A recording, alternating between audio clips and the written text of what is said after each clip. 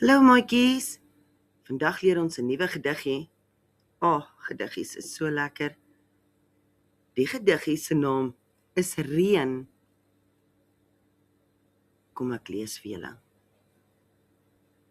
Dis tog te lekker as die reën so drup drup op die blare en die druppels hang soos parels aan ons toukerige hare.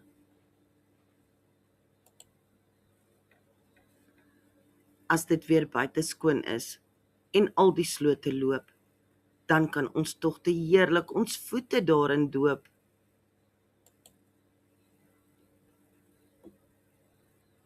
Mamy sê ons kinders moet liewer binne bly, want as ons nat reën, sal ons dalk 'n kwaai verkoue kry.